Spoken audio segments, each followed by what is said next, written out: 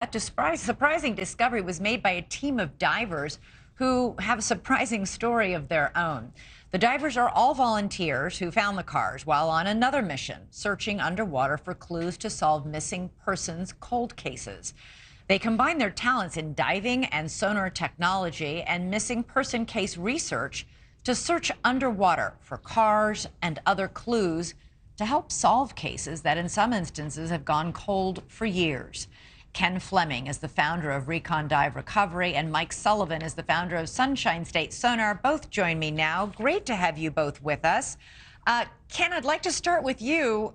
You found these cars after diving into this lake. Why were you searching there in the first place?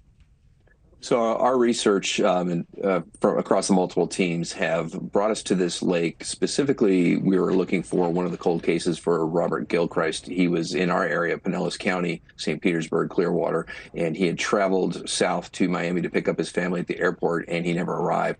He had made a phone call to his sister along the way saying he was uncomfortable with someone that he'd picked up along the way. Later, we found that his credit cards were used after they were supposed to be picked up. His vehicle and his body were never found. Flash forward, that was 20 years.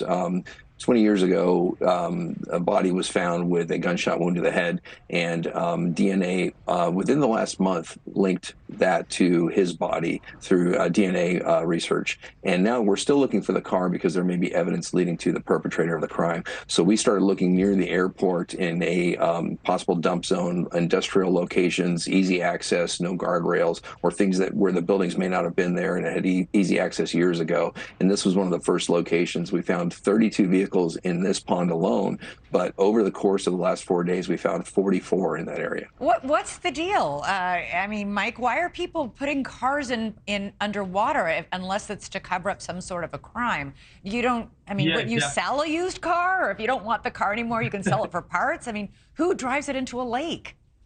I know these vehicles are there for all different reasons. You know, some of them are used in robberies, homicides, insurance fraud, some are stolen. One of the vehicles we found, the oldest vehicle, was a 1940 Mercury coupe, a Mercury 8 coupe. So, you know, these vehicles are there from the 40s, 50s, 60s, all the way up until, you know, I think the latest was like a late model 2000, maybe like a 2005 or something like that. So, you know, they're there for, you know, not good reasons, I can tell you that. Yeah, Ken, you were all volunteers on this crew working to solve cold cases involving people who've disappeared. You've already solved, as you said, 4 cold cases just so far this year. How did you do that? I mean, how do you find the bodies? How do you solve these cases? So we go through databases and we look for cases specifically where a person is missing with their vehicle and the vehicle's never shown up on an automated license plate reader, or ALPR, or never shown up in a junkyard or scrapped or sold or anything like that. So we assume here in Florida we have so much water, we assume that the vehicle may be underwater. So we start looking at what's available through open source intelligence, and we look at where the person lived, where they worked, the things they like to do in between living and working, and you know, family members, things like that, and we develop pattern of life, and then we draw a 5-mile radius out from that, and we start searching along their normal routes of travel and then also alternate routes, and we just don't give up. You know, when we recovered Robert Heika, we had done that search 6 or 7 times, and Mike had done it before I had even come out. So we start, you know, with sonar. We do foot searches, but mostly it's sonar and dive work. Yeah, I'm looking at the video right now. This is really murky water you guys are diving in. Is it a combination? Really? That's a clean one.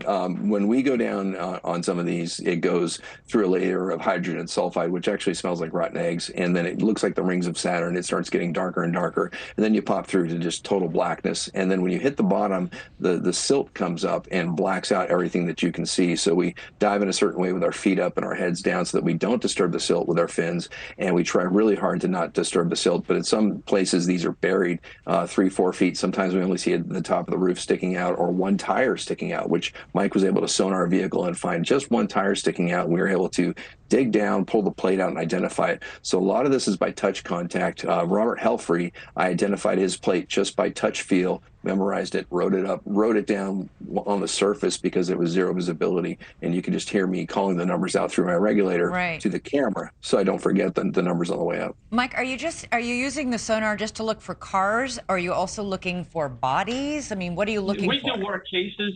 Yeah, we do work cases that, you know, cars are not involved. But majority of the cases that we do work, we're looking for vehicles where someone went missing in a vehicle. Thanks so much for watching. Go to joinnn.com to find NewsNation on your television provider.